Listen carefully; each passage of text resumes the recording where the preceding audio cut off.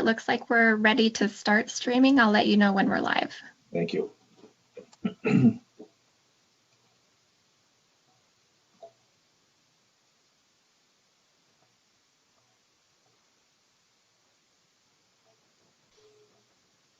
Chair Rocha, you can go ahead and start. We are live. Thank you. I call to order this meeting of the Audit and Compliance Committee of the University of Minnesota Board of Regents. Good morning, everyone. Thank you to those who are joining us via the live stream video and those attending in our boardroom on the Twin Cities campus. Most of us are connected virtually today. The several regents, I believe, are participating from our boardroom, and in this hybrid format, our protocol is much the same as our previous electronic meetings, so just a few reminders. We will continue to keep everyone muted to reduce background noise. If you wish to ask a question or make a comment, use the raise hand feature within Zoom or alert OBR staff. Ms. Flotten will keep a speakers list for me to call on. When I call on you, please unmute yourself. Finally, I'll remind everyone that today's meeting is live streamed and it will be archived on our website for later viewing. Before we turn to our agenda, I'd like to welcome our student representatives.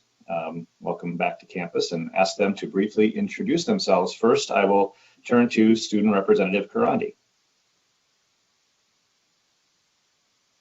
Hello, thank you, Regent Rocha. My name is Jal Karandi, and I'm originally from Kenya, but my family's been in the Plymouth Twin Cities for quite some time. I currently attend the Harrelson School of Management, studying finance and marketing with a minor in business law and leadership, and I'm a representative from the Twin Cities campus. Happy to be here. Thank you. Thank you. Very happy to have you. Student Representative Purdue Swanson. Thank you, Regent Rocha. I'm Riel Purdue Swanson, and I'm from CFANS. I'm a second-year PhD candidate studying animal science, and I'm from Chanhassen, Minnesota. Excellent. Well, thank you both. Now let's turn to our agenda. Item number 1 is the 2020-2021 committee work plan. This is for discussion. Item is a discussion of the committee work plan for the year ahead. Regent Kenyanya and I have worked with Chief Auditor Klatt over the summer to develop this plan. And I will now turn it over to Chief Auditor Klatt. Would you like to walk us through the highlights, please? Absolutely. Thank you so much. So I would say that the ethos of the audit committee work plan for this year, I'm getting a lot of background noise or echoing anyway, so it's going to be that we're going to stay. Chief Auditor Klatt, just a second. Is there, I think it's maybe because of the boardroom experience, is there anything that we can do to kind of pull that back just a touch? Was that better? Well, please proceed. We'll you're fine. Please proceed. Okay.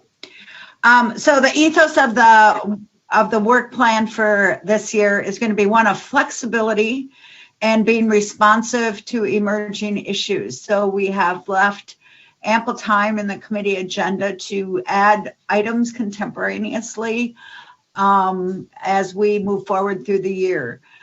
Since this has started and will continue to be unusual in the activities of the university. So today is set. We're going to follow the agenda as it's laid out in your docket material. In October, we have already had a couple changes. We will be not doing the institutional risk profile on COVID-19 preparedness and response, because we are still in the midst of it. And so we thought that perhaps was premature in October. Instead, we will be doing a review of the university's confidential reporting line, the U report, and talking to the committee about, you know about the line and you get information on how many reports come through the line, but you haven't received much information about what happens during the time of investigation, follow-up, and resolution of those reports. And so we're going to provide that in October. Chief Compliance Officer Boyd Coomer will be doing that. And I think that will be helpful in the committee understanding that really important avenue for faculty and staff, and actually anyone, to raise concerns about activities at the university. We also will be adding an item from Deloitte, for Deloitte to present an update on their audit work and the audits that they have completed in preparation for their receiving of their actual external audit report in December. October, there will also be an overview of the annual financial statement review that the committee does after the October meeting, and Controller Sue Paulson will do a presentation about what that review is and what it's meant to be, and what the committee's involvement in that is, and the timeline for it. So that will be October. And in December, we will get the information from Deloitte on the external audit and how that went, and the results of that audit. And we will include another compliance topic during that time. February, we will provide our annual internal audit update that we do 3 times a year. The external auditor will review with the committee all the audit work that they have completed under this year's engagement, and present their plan for the 2021 audit engagement. In May, we will review the external auditor relationships and the services they provide, and we will have an update on the remediation on the access management audit that we reviewed with you a couple meetings ago, around identity management in the IT space. Again, another compliance topic will be added that is relevant to activities at the university in this time period. And then in June, we will again get an internal audit update and look at our internal audit plan, which hopefully we will be in a position to actually prepare a formal work plan for the committee's review. So we have several spots where we will be identifying topics, and in our discussion among the leadership of the committee, any input you want to have in, if you have ideas for specific topics you would like consideration given for inclusion in for the audit committee, certainly Regent Rocha and Kenyana are open ears to receive those. So is there any comments or questions on the work plan as presented? Or comments, Regent Rocha or Kenyana? I would, I guess, maybe just make the preface the request for questions and comments by saying that this has been a long and unusual process this year, taking us deep into the year based on just the unique circumstance. I appreciate Vice Chair Kenyana's time and input on this, and obviously Chief Auditor Klatt continues to do amazing work. So with that in front of you, are there any comments or questions from committee members? Use the raised hand function, or if you chime in, that's fine as well. Regent Kenyana.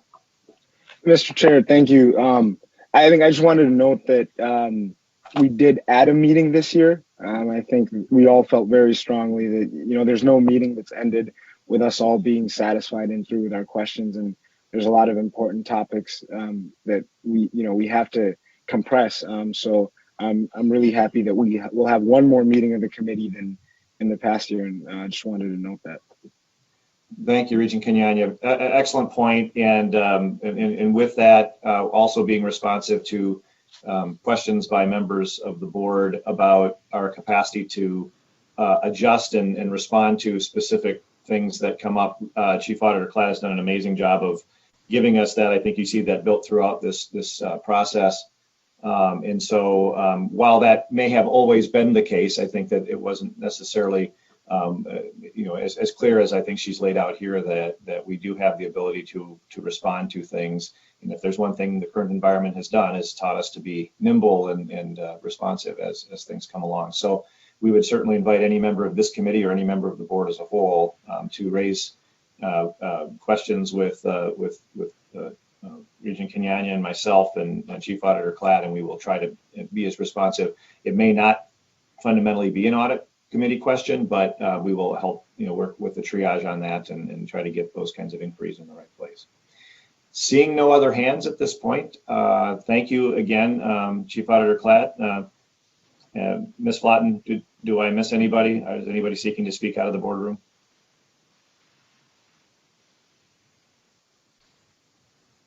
All right, hearing nothing and hearing nobody chiming in, we'll move on. If someone has questions, we can come back. Second item is external quality assurance review recommendations. This is also for discussion. And I will also turn it over to Chief Auditor Klatt. Thank you again, Regent Rocha. The Office of Internal Audit underwent an external quality assurance review back in January. And I tell people that just seems so long ago now, but it really wasn't that long ago.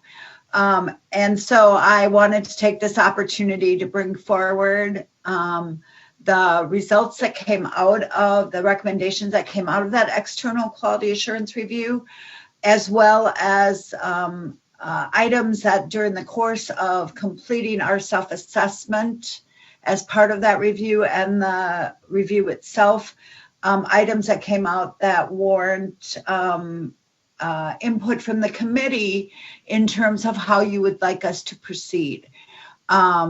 The board has reserved all authority to itself on the functional activities of the Office of Internal Audit. And so this is the type of thing that as we contemplate potential changes, it's important to get the committee's input about that. So first of all, I'd like to go through the actual recommendations that came out of the external review itself, and which was presented to the board at its February meeting, and just give you an update on where we stand in regards to the implementation and response to those recommendations. And I would say you could capture them all in, they are a work in process for a number of reasons. There's a write-up on the recommendations and status in your docket material starting on page 9. But briefly, the external review team noted that we had an open position in our IT audit section of the office, and that we have had difficulty filling that position, which we have indeed. And they recommended that we monitor our salaries relative to market to make sure that we stay competitive. We have actually had 2 market surveys done by our compensation area over the last 5 years. And that now fits into an overarching program by compensation to do market surveys for all the university on a more routine basis. And so they update those salaries annually. They provide us with information about where we stand to market. And so that gives us, and the surveys are very comprehensive. And that gives us really timely information.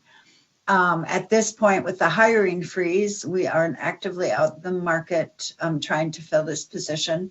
And at this point, our plan is to wait until that hiring freeze is removed. And then we will assess where we are currently against the market to see if the pandemic environment has had an impact on that market in terms of salaries. In my conversations with my colleagues locally and nationally, it varies. In some cases, it has significantly increased market compensation, and in others, there just has not been a lot of movement in the market, and so the compensation has stayed relatively flat. But we'll just check in when we're actually ready to go back in the market to fill that position. The second recommendation was that we should provide more specificity on our actual audit coverage of the risks included in the institutional risk profile when we present our plan to the audit committee. We have historically identified where we have coverage that is relevant to particular risks on that risk profile, but haven't spelled out exactly how that risk is going to be addressed. And as you all know, the university is very complex, and risks manifest themselves in a variety of ways. And so I thought this was actually a very excellent recommendation. And we were prepared to do so with the 2021 audit plan, which we then decided not to prepare because of the pandemic. So you can look for that as an improvement in the materials that you get the next time we do a plan. And you can provide us feedback as to whether that additional information is helpful to you, which is always our goal. The third recommendation was in light of the university's preparation and forwarding of a strategic plan, that as that gets rolled out, that we align our audit efforts with that planning, with Impact 2025. And we have we have historically done that and made sure that our audit plan and our audit coverage is reflective of those strategic planning initiatives, and that they are built into both our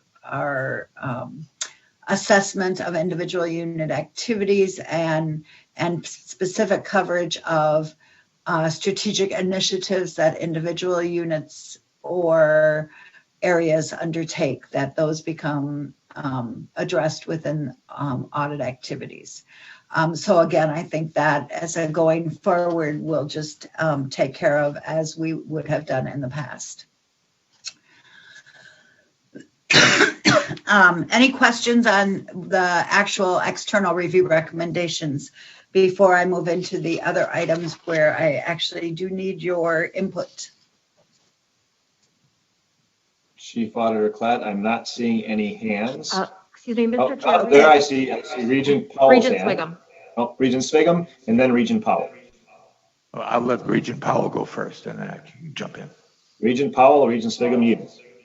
Okay, well, thank you, Regent Swigum and Chair Rocha and Chief Auditor Klatt. So on the point on the second point on sort of more clarity around the key risks, I just want to make sure that I'm understanding, is the thought that you're going to provide us with more information on the specific areas, department or whatever, where those risks reside, or is it more detail on the mitigation of those risks? Or I'm not exactly sure what where the detail is going to be coming on that point. Chief Auditor Klatt. Thank you, Regent Rocha. Regent Powell, excellent question. So I would say, for example, on the institutional risk profile, we have a risk called international activities.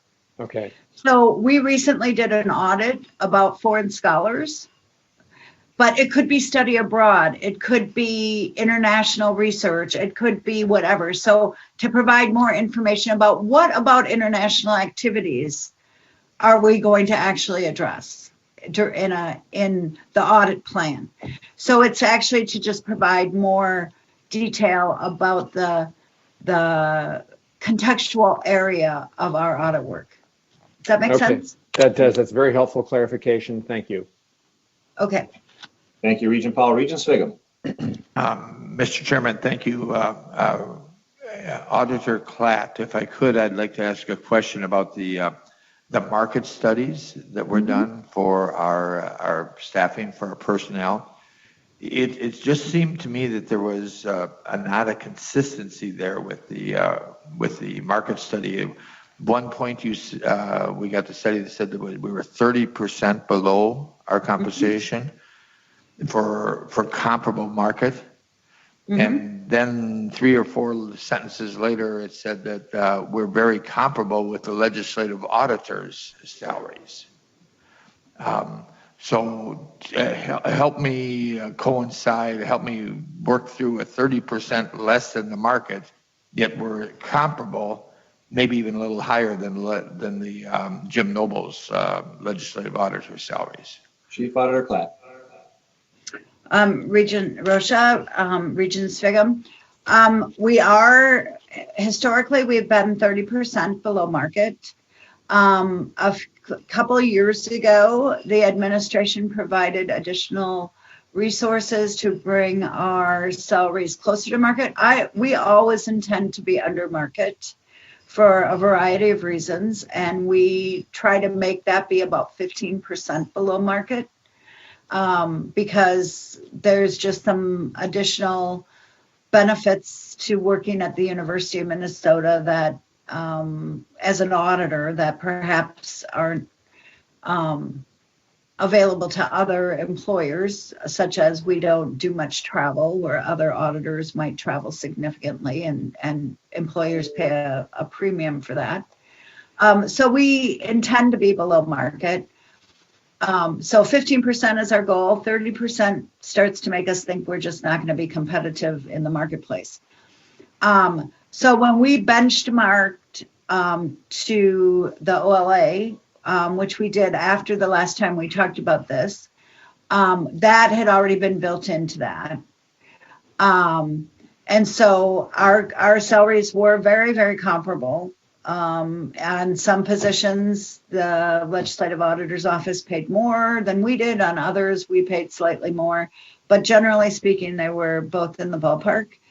And I expect that the legislative auditor also pays under market when we look at the Twin Cities as a whole as employers. So it doesn't actually surprise me that we're both below market, and we're fairly comparable between the two of us.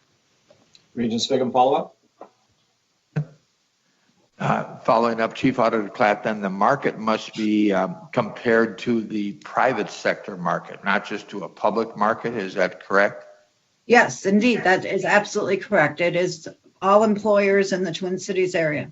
Yes, it's not. I think they benchmark compensation benchmarks against a number of segmentations of the market. And so I'm sure in that there is a public sector section as well, but in the combined information they provide us, it's all employers, because we compete against all employers.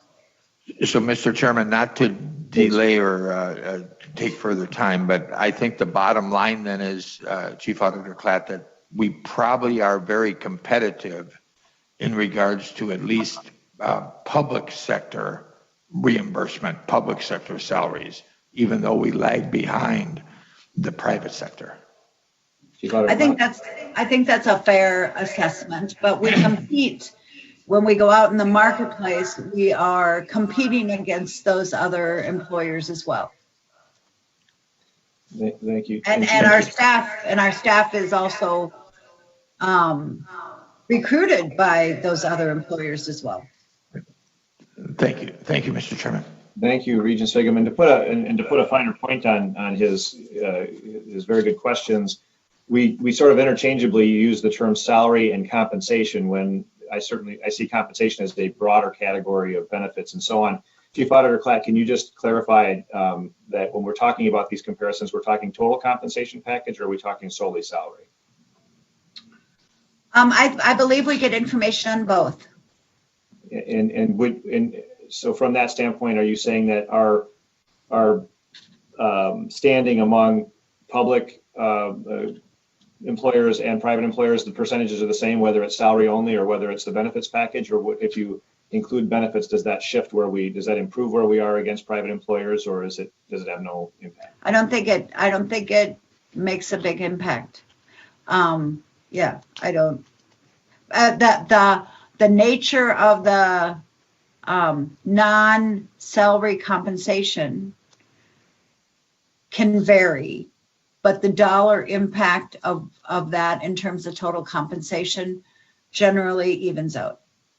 I mean, we may have better health care, benefits, but somebody else might have stock options, so the basket looks different, but the value of the basket, I think, is pretty consistent. It does not make a big change in the compensation, total compensation. And the reason that I raised that, not to, again, belabor, but is that when we talked about, salaries and compensation package among, like faculty salaries versus our peers, some institutions have high salary, more modest benefits. Others have, the reverse. And so it's sometimes hard. We may be last in the Big Ten in salary, but when you add other compensation, we may move up to number 4. And so Yes. just understanding that, I think, is critically helpful. Thank you. Regent Shu. Thank you, Mr. Chair. Thank you, Chief Auditor Klatt. I think you've covered all my concerns about the market, but I just wanted to point out that the true market is actually the public market as opposed to the broader market that you're talking about. And I think it's a little bit difficult to understand what's going on when we talk about the fact that we're 30% below the broader market. So anyway, on another point, the strategic plans, can you give me an idea about how your strategic plan would change based on what has been developed for the university as a whole? Chief Auditor Klatt. That's an excellent question, Regent Shu. Actually, I don't necessarily see a huge change in our strategic plan, which is always to provide the highest quality audit coverage we can in the most efficient way for the university. So the impact of the strategic plan on our work is that we allocate audit resources as part of the completion of audit work, that those resources are focused on, as appropriate, initiatives that are undertaken within the university to advance that strategic plan, to provide leadership and the board with information about how those initiatives are faring in terms of moving the dial on the strategic outcomes that are desired. So it really is our understanding of what those initiatives are and what they're intended to accomplish, and providing information relevant to that to the audit committee, which has always been how we've approached our work. Regent Shu, follow up. Yes, thank you for that, and I appreciate that. But as we're moving into a world where we now have a strategic plan, where we didn't have a strategic plan for a lot of years, I was just kind of curious as to how that would change, and I think it would be great if we could get. I don't know if this is the right place, but if we could get some measurements and understanding about whether or not our strategic plan is being accomplished, that would be terrific. Thank you. Thank you, Regent Shu. Chief Auditor Klatt, would you like to proceed? Exactly, certainly. Thank you for those excellent questions thus far on this topic. Okay, so here's where I need some input from the committee. During the course of the external review, members of the review team raised the issue of whether, considering our audit resources are finite and we have a large university and need to cover a lot of things, whether it's prudent for us to include low risk units within our audit plan. And we have, I think most of you are familiar, but in case you're not, as part of our audit planning process, we review all the activities within the university, and we identify particular activities or processes or departments, et cetera, as either high, medium, or low risk activities. And again, if something's high risk, it does not mean that we expect there to be control problems or issues with that unit. It is really a reflection of its criticality to the ongoing operation of the institution. So anyway, within that, we have high, medium, and low risk activities. And generally, over the last 4 or 5 years, I would say even longer, but I pulled the last 4 or 5 years, that those units that are considered below risk account for about 25 to 30% of the total auditable units within the institution. We have historically included low risk activities within our audit plan, not a large number, 3 to 4 maybe in a year. Those are often based on sometimes requests from the administration because they have some concern about the area, or because there's transition in leadership, or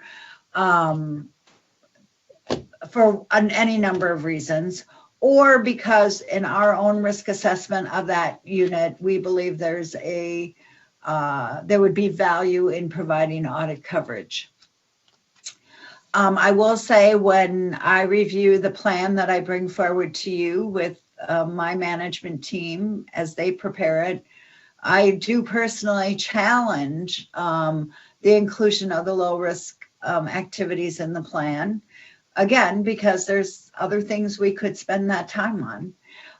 And so they know they need to come with pretty good rationale for the inclusion of particular units in the audit plan. My personal view on this is I do think there's danger if you say we're going to segment a part of university activities and never consider them for audit coverage.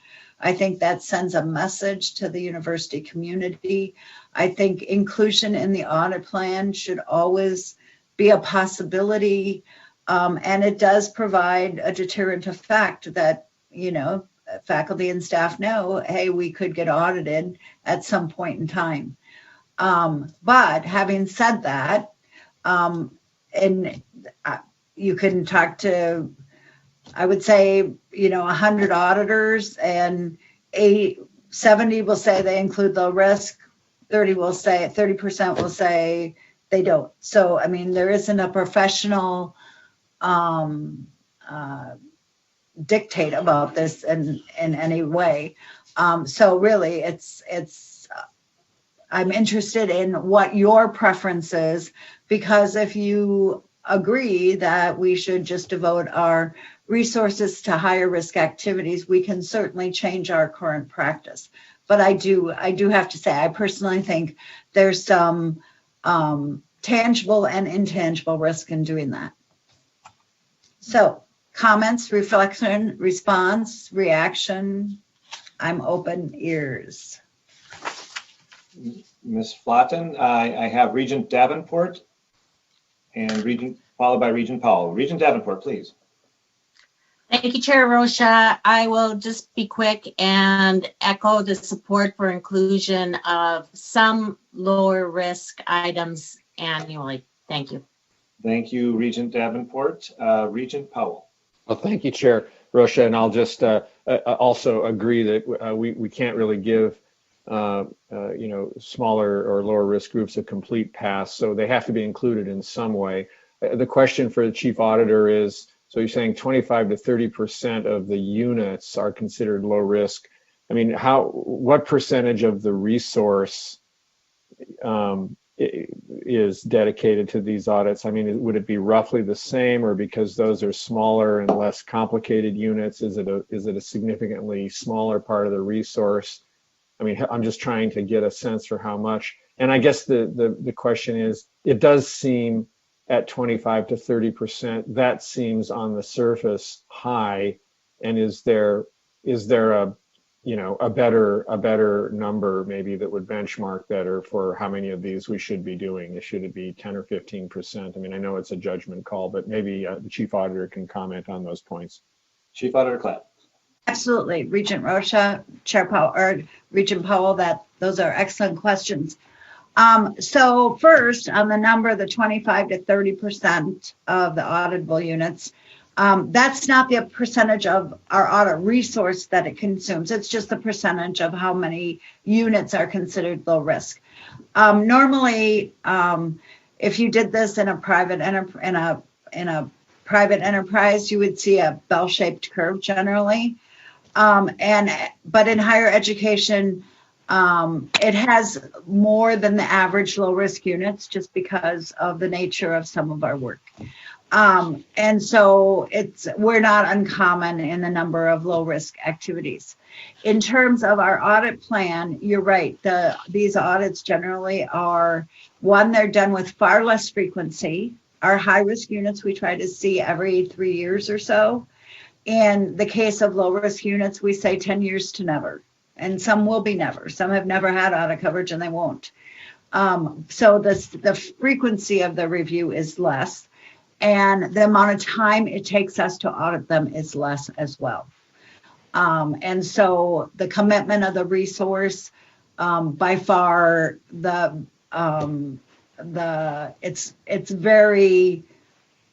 it reflects the low risk activity that they just don't take as much time as others, because the nature of what they do is more straightforward, again, creating less risk.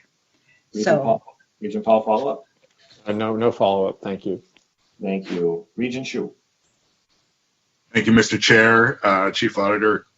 I share the sentiments of my colleagues on this, and as you and I had our discussion, we talked about specific audits that have now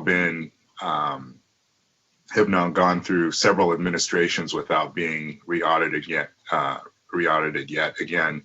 And also some of those didn't seem to have the right amount of follow-up in terms of making sure that they actually did everything that they were supposed to do. So I'm just kind of curious, on the follow-up piece, because it is important that once we spend the time to identify these things and get a commitment to fix them, that we actually go back and make sure that they did those things. And so in the high risk ones that we see every couple of years, I don't see a problem with those. But with the ones that we maybe only audit every 10 years, that's a long time to go before you actually go back and try and make sure that they actually did the things they needed to do.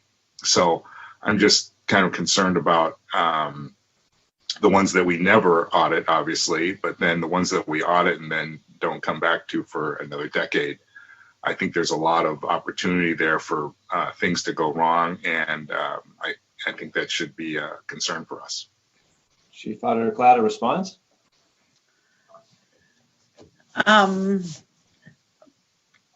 I don't disagree. I think that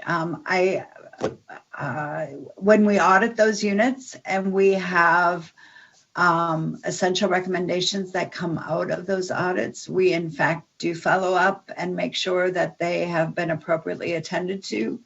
And we are a trust but verify follow-up group, which means we actually go and make sure that action has taken and that action is, in our opinion, sustainable, that it will continue to remain in place. However, there is a natural tendency for any activity to return to a status quo, and sometimes that indeed does happen. It would be great to be able to go visit these units more frequently, but then there's less resources available to look at your higher risk activities. So it really is a balancing, and with limited resources, we get to places as often as we think their risk merits. So that's the best response I can give. I mean, it is an ongoing challenge, and undoubtedly something can be amiss in a particular area that is not going to be identified by an audit because we don't have resources to go do that. So thank you. Regent Hsu, does that respond to your concern? Yes, it does. And I don't know what the industry standard is, but perhaps a lottery type situation would keep people on their toes. I don't know. I don't know what the answer is. Thanks. All right, thank you. Regent Kenyani.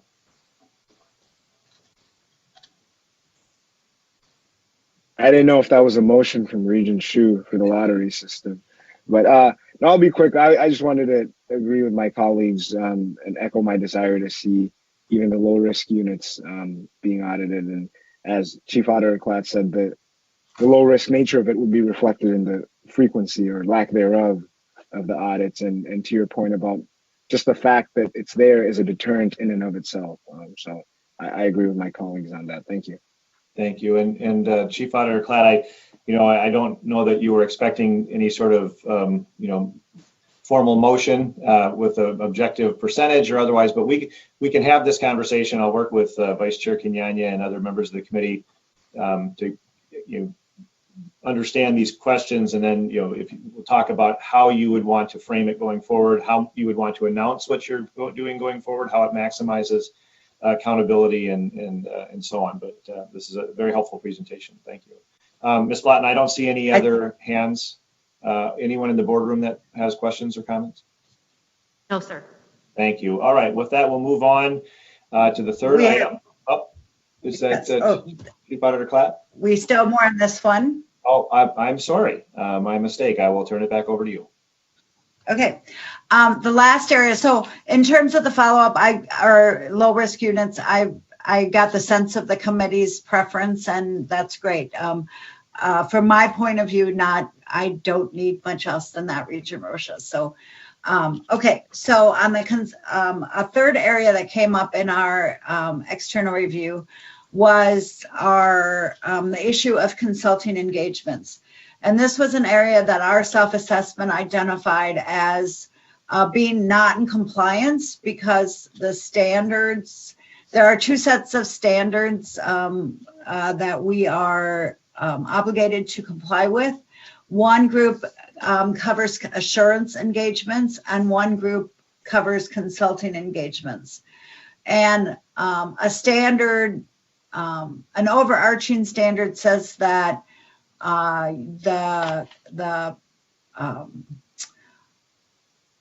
the use of consulting engagements should be included in your audit office of your internal audit charter. And we do not include that in our charter, and thus that was the reason for non-compliance. But the reason that we don't is that the audit committees in the past have not been supportive of our carrying out consulting engagements. As we worked through this process and reported our results, Regent Rocha actually said, well, maybe we should think about that again. So that's why I'm bringing this forward, just to go through what this means and why previous committees have not been supportive, and then put before the committee whether they would like to revisit using audit resources for consulting engagements.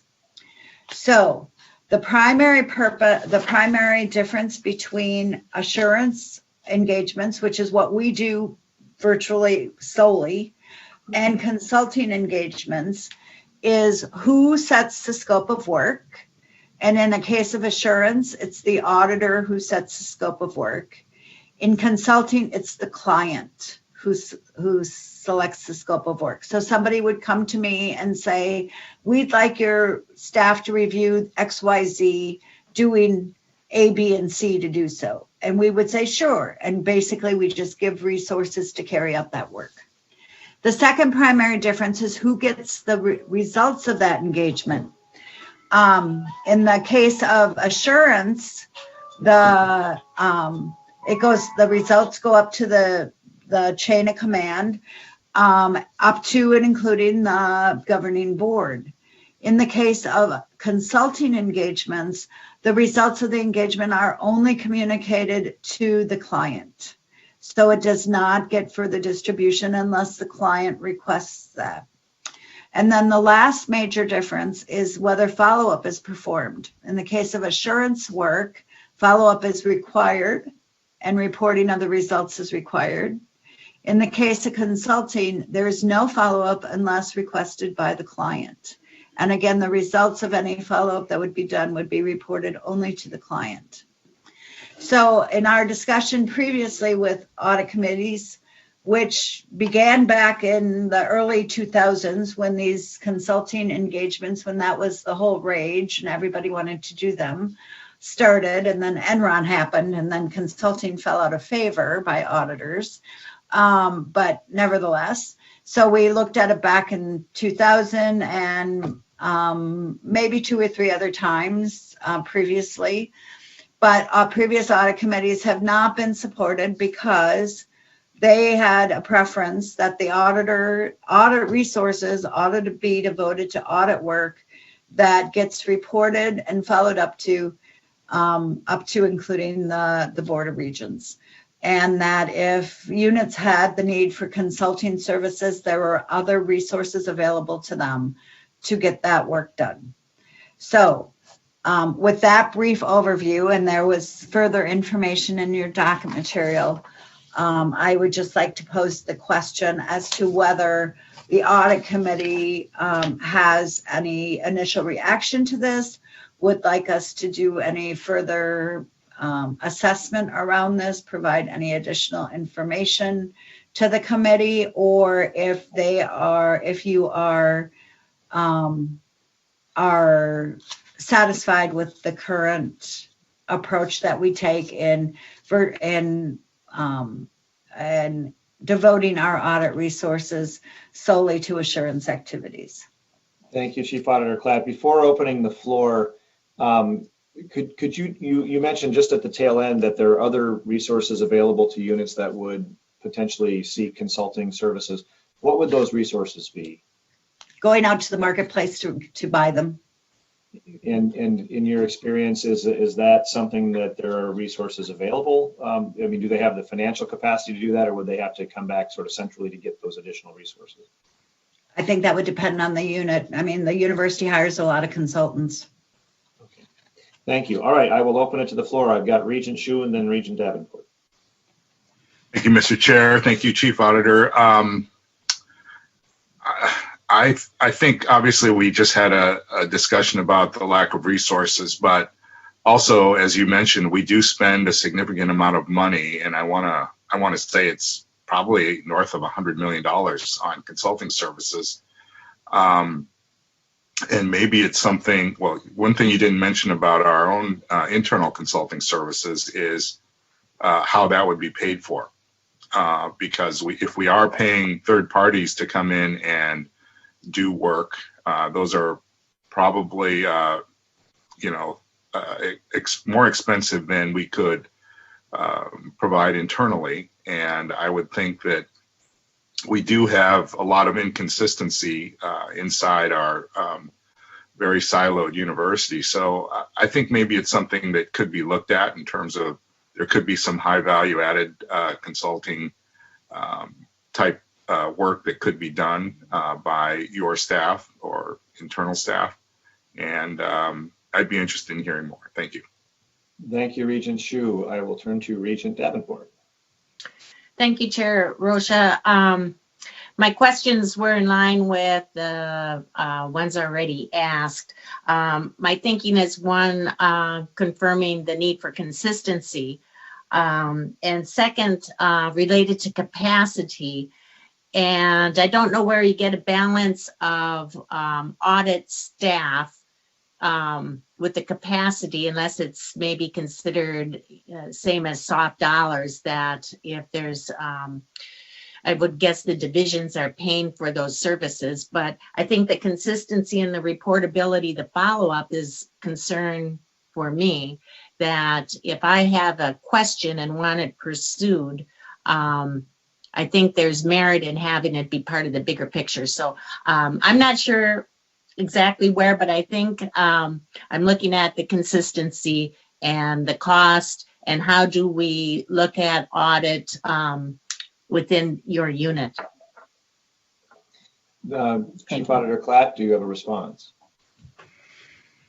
I don't. I'm just interested in people's views. Okay, thank you. And I know we're really pushing up against time here. This is a very helpful conversation, an important conversation. Unfortunately, we may end up having to just kind of take it out of the committee setting if people have comments, and we may try to get a sense of that.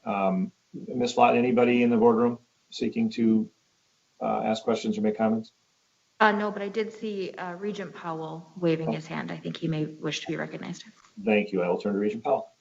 Well, thank you, Chair. And just briefly, I do agree that it's in part, this is a resource question and we're already stretched to do the assurance work. So that's one part of it. But I also agree that it'd be very helpful to have I think the committee to have more context on the nature and of the consulting work that we do and whether that would reveal any opportunities where perhaps we could develop an internal expertise that would allow us to do certain kinds of consulting engagements at a significantly lower cost. So I mean, it's a topic for another day, but it may well be that there's an opportunity for us here to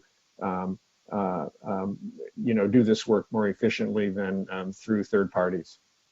Thank you, Regent Powell. And my comment on this, and part of why I had raised this with Chief Auditor Klatt for a conversation, is that in the alternative of it, if you have units that are strapped for resources to seek those outside consulting services, you kind of forces those entities into a crisis mode where it ends up at the board level before you have these kinds of questions. It really takes away, I think, the ability of leaders within those units to be able to understand if there are issues that are developing in those units. So I think there is some value to this, but good discussion, and we'll continue that with the Chief Auditor. All right, Chief Auditor Klatt, that concludes item 2. Yes. We are now in item 3. We're going to have to pick up a bit of time here. And this is an update on the fiscal year 2021 internal audit plan and activities. And that's followed by the Karzak funding. We do have a 9:15 stop. So at least that's our goal, and we'd like to stick with that. So Chief Auditor Klatt, do your thing. All right. Thank you again, Regent Rocha. So I will move through this quickly. The information is included in your docket material starting on page 18. So the purpose of this update is to provide the committee with information about how we are deploying our audit resources, given that we don't have a formal plan that you have seen before. And it's just really important to me that I keep you up to date and apprised of how what we are selecting to devote audit resources to, and that you have a chance to weigh in on that if you have such a desire. And so within your docket material, I've included the current audits that we have in process, and we've talked about some of these with you before. And then our little snap reviews that are very targeted audit efforts that are in progress as well. So those we're already in the mix and getting those audits completed. Next slide, please. Where I really want to make sure that you are made aware is the audit activities that are considered as potential for audit coverage in the next 6 months or so. And I've broken these down into activities that are COVID related, that they arise out of the pandemic, and changes that have needed to be made within the institution relative to the pandemic and our activities. And so CARES, COVID research, telehealth, et cetera, these are all areas that have been significantly impacted by the pandemic and changes in the regulatory environment or internal operations. The next section of 3 is related to emerging compliance audits. These are things that we see coming down the pike from the federal government in terms of areas that they are particularly emphasizing or making changes to. And then we have the routine unit or process audits, which would be normally the things that would have come forward in an annual plan. These are the next things kind of on our list. We have a couple of transition reviews because of leadership changes, a couple compliance items, some unit activities, et cetera. And then we've provided where there is potential for audit coverage post that 6 months. And these are really things that we just need time to evolve and elapse for there to be enough activity for us to actually provide meaningful audit coverage. So say, for example, the retirement incentive option, which I know has been a consideration of the board in terms of, what's the impact on actual reduction of staffing levels and who gets rehired and who gets replaced, et cetera. So we need that program to complete in terms of people signing up for it, and then to have some time elapsed to see what happens to those positions going forward. So these are the things that we think, in 6 months or so, we will be in a position to provide audit coverage about them. So with that, knowing that we're running behind, is there any feedback, any response from the committee? Otherwise, we will continue to pick from these items as we move forward. Ms. Flatten, do you have any indication of speakers? I do not. All right. Seeing none, very helpful questions can obviously be sent to the Chief Auditor via email or other things if something does arise. But thank you, Chief Auditor Klatt.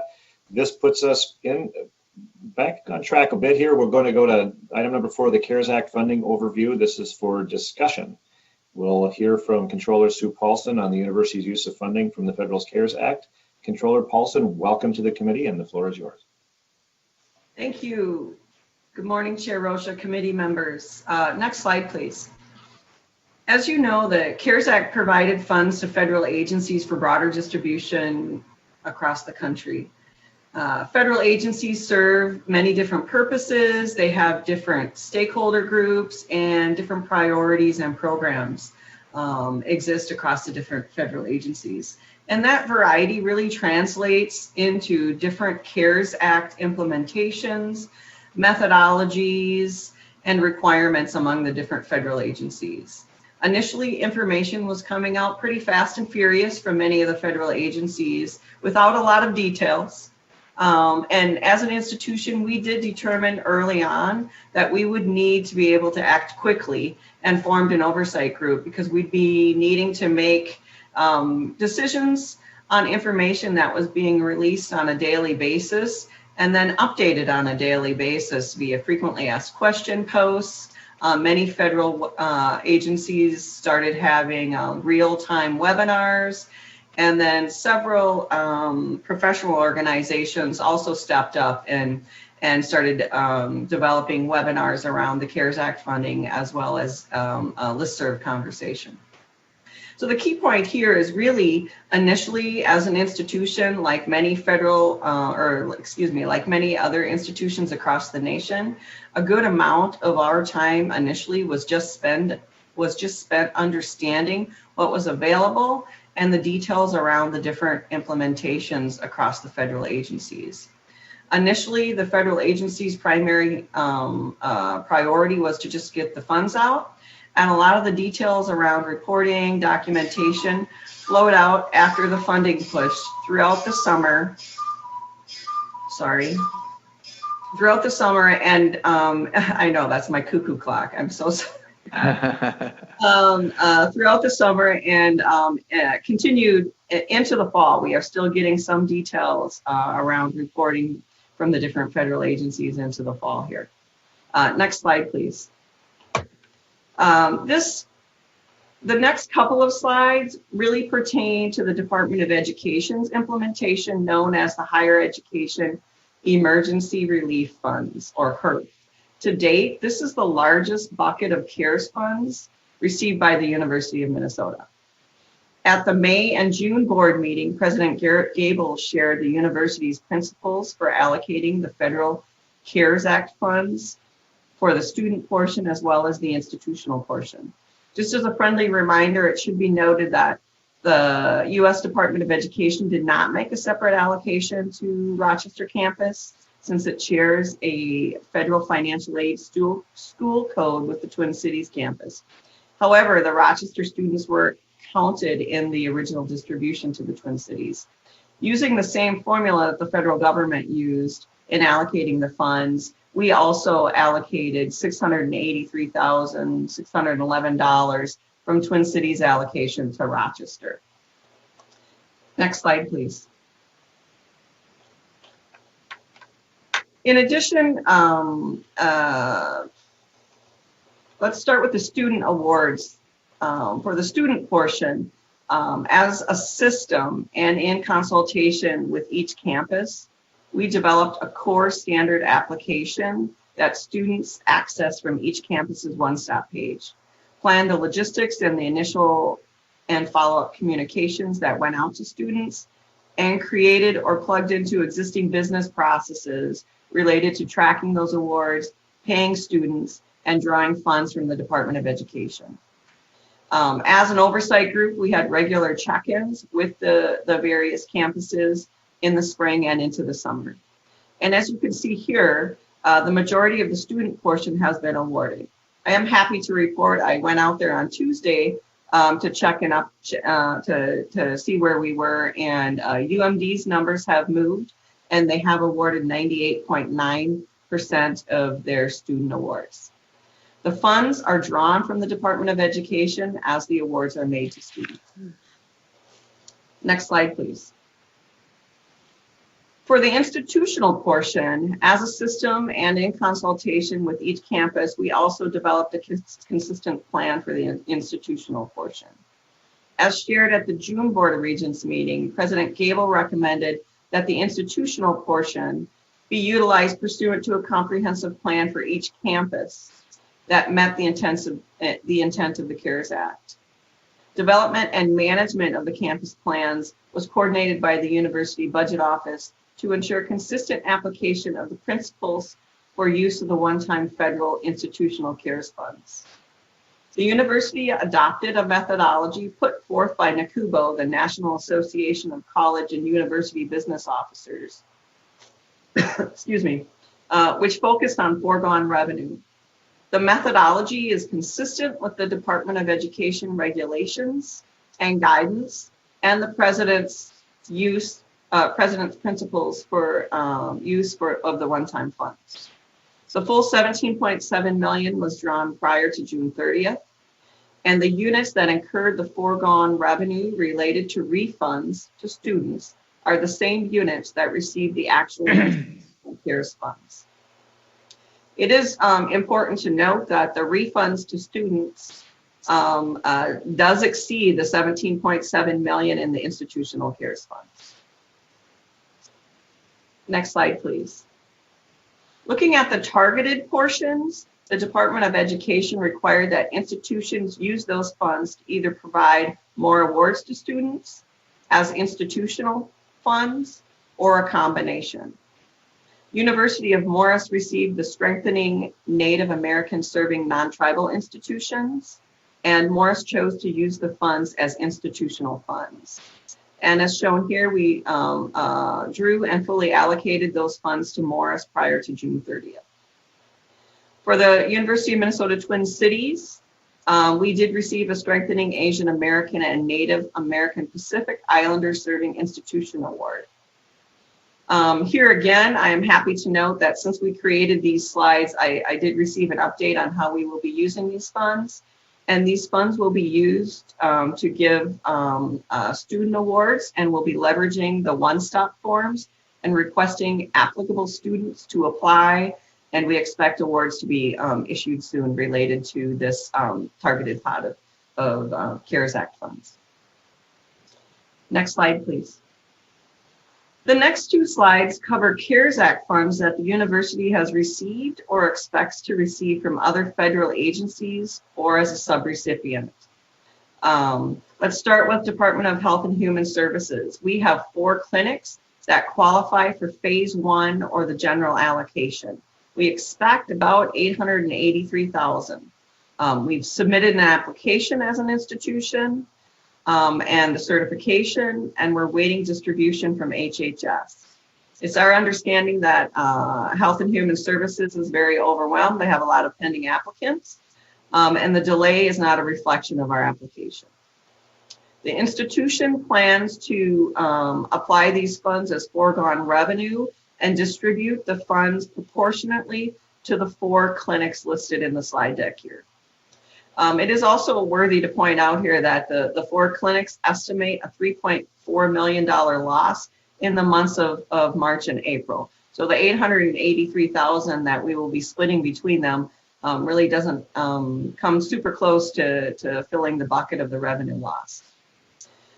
Corporation for Public Broadcasting, KUMD radio station, received $112,000 from the Corporation for Public Broadcasting. CPB is a private nonprofit corporation created and funded by the federal government and is the steward of federal funding for public media. UMD plans to use the funds from the Corporation for Public Broadcasting as foregone revenue. Next slide, please. University has also applied for some funding originating from the Department of Transportation, but we apply through Met Council.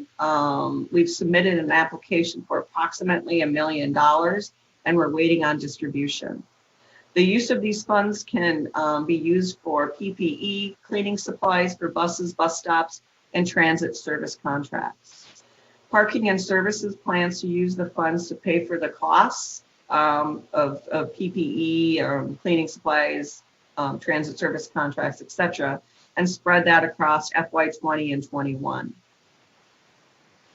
Also, we received from the Minnesota Department of Human Services $25,500. We've received 2 payments in $500 each and expect the final payment here in September.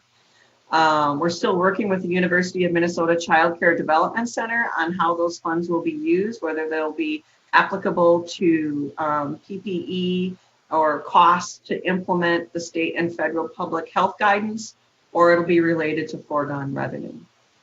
It is important to note here that these CARES Act funds are distributed to the university via an allocation or a reimbursement process, and they require an application. These are not competitive funds or opportunities that the university has applied for, and this update did not include a summary of any competitive CARES Act funds that the university has applied for. Next slide, please.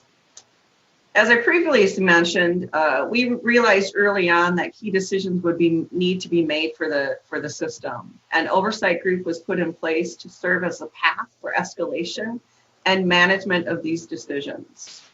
It really served a great purpose, and we were able to quickly send up potential concerns for senior leadership management, as well as collective management and guidance during the process. It is important to note that the scope of the committee was expanded as we were made aware of other CARES Act funds. This committee also met with each system campus leadership and had the oversight for the creation of the logistics around the draws, the invoicing, the accounting, and documentation. Next slide, please. In addition to the planning and logistics, the oversight group also ensured that the terms and conditions and certifications were reviewed by the Office of General Counsel and signed by the appropriate institutional official. We plugged in to existing business processes or created consistent processes across the system where applicable. And near and dear to my heart is we made sure we are creating auditable documentation going forward. It is also important to note that we expect more information and details to come out related to reporting throughout the fall. The Department of Education currently has a report format out for public comment, and we plan to respond to that public comment. Health and Human Services has announced the details are coming soon, so we still are waiting on quite a bit of information around how and when and what we will need to report back to federal agencies related to any CARES funding. The key takeaway here is similar to the various methodologies on how the funds were distributed. There'll be various reporting formats and entry portals that the university will need to navigate. And with that, Chair Rocha and committee members, that ends the summary report. Thank you, Controller Paulson, and to emphasize the point made by Vice Chair Kenyanya earlier, we are up against our time, but we'll take just a couple moments real quickly to open the floor for questions or comments. We'll go to Regent Shu. Thank you, Chair Rocha. Thank you, Ms. Paulson. I just have a question about the KUMD money. I thought we sold the radio station, so are we still able to collect money for that after we sold the station? Controller Paulson. Thank you, Chair Rocha, Regent Shu. At the date we received the check from the Corporation for Public Broadcasting, we had not fully signed the paperwork related to the sale of the radio station. Oh, so that's a lucky coincidence, or lucky timing, I should say, for us. Thank you. Any further comments on that point? Further comments or questions more generally? Okay, well, before we adjourn, I guess I should check with Ms. Flatten. Anybody in the boardroom or any other indication of speakers or commenters? No comments from the boardroom, Mr. Chair. Thank you very much. Before we adjourn, I'll remind everyone we have a very short break now, and the Finance and Operations Committee meeting will begin promptly at 9:30. And I want to thank Chief Auditor Klatt and Controller Paulson and everybody who prepared for, I think, a very substantial presentation today. And thank you for being as timely as we are.